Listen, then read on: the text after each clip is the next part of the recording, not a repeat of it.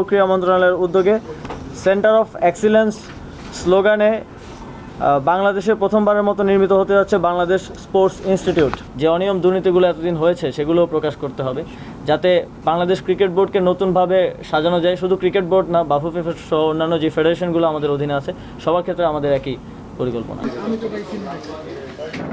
পালাবদলের প্রভাব পড়েছে দেশের ক্রীড়াঙ্গনে। প্রথমবারের মতো বাংলাদেশে স্পোর্টস ইনস্টিটিউট নির্মাণ করার ঘোষণা দিয়েছেন যুব ও ক্রীড়া উপদেষ্টা আসিফ মাহমুদ। এছাড়াও মুখ খুলেন বিসিবি সভাপতির বিষয়েও। শুধু ক্রিকেট নয়, সব ফেডারেশনকেই ঢেলে সাজানোর আভাস দেন নয়া ক্রীড়া উপদেষ্টা। যুগান্তকারী বেশ কিছু সিদ্ধান্তের দ্বারপ্রান্তে ক্রীড়া মন্ত্রণালয়। জাতীয় ও আন্তর্জাতিক পর্যায়ে ক্রীড়াবিদরা দেশের জন্য যেন গৌরব বয়ে আনতে পারেন, সেই লক্ষ্যে যুব ও ক্রীড়া মন্ত্রণালয় কাজ করতে চায় বলে মন্তব্য করেন আসিফ মাহমুদ। জাতীয় ও আন্তর্জাতিক পরিমণ্ডলে বাংলাদেশের ক্রীড়াবিদদের হাই পারফরমেন্স, ক্রীড়ার সামগ্রিক সফলতা অর্জন, ক্রীড়াবিদদের শারীরিক মানসিক সক্ষমতা বৃদ্ধি, ক্রীড়া কৌশল ও নেতৃত্ব গুণের উন্নয়ন তথা সামগ্রিক উন্নয়নের মাধ্যমে জাতীয় গৌরব অর্জনের লক্ষ্যে যুব ও ক্রীড়া মন্ত্রণালয়ের উদ্যোগে সেন্টার অফ এক্সিলেন্স স্লোগানে বাংলাদেশে প্রথমবারের মতো নির্মিত হতে যাচ্ছে বাংলাদেশ স্পোর্টস ইনস্টিটিউট। ক্রীড়াঙ্গনে ঝেঁকে বসেছে দুর্নীতিবাজরা। তাদের বিষয়ে ক্রীড়া মন্ত্রণালয় কী ভাবছে, কতদিনেই বা এর সমাধান হবে প্রশ্নে আসিফ বলেন, হ্যাঁ, অবশ্যই আমরা ইতিমধ্যে ক্রীড়াক্ষেত্রে যে অন্যায় অনিয়ম এবং দুর্নীতির অভিযোগগুলো আছে এবং এখনও আমি দেখতে পাচ্ছি আপনারা সেগুলো সার্চ করে অনেকেই বের করছেন এবং মিডিয়ায় প্রকাশ করছেন। এই জন্য আপনাদেরকেও ধন্যবাদ জানাই।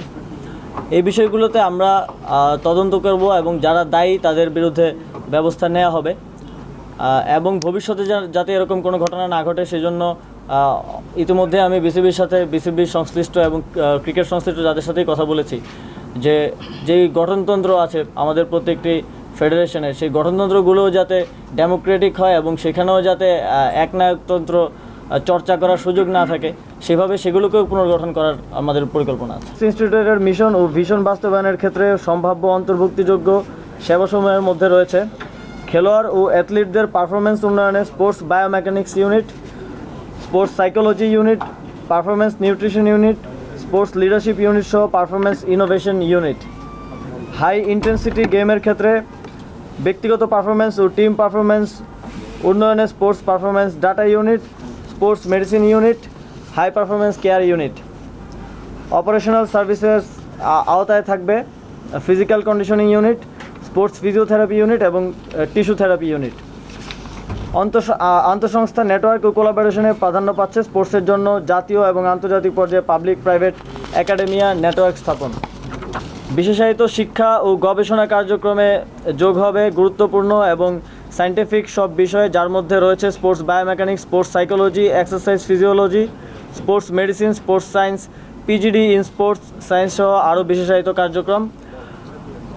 উপরোল্লিখিত বিষয়ে লক্ষ্যে পৌঁছানো সেবার মান নিশ্চিত করা এবং কাঙ্ক্ষিত ফলাফল পেতে বাংলাদেশ স্পোর্টস ইনস্টিটিউটে যুক্ত হবেন দেশ এবং দেশের বাইরের এক্সপার্টগণ।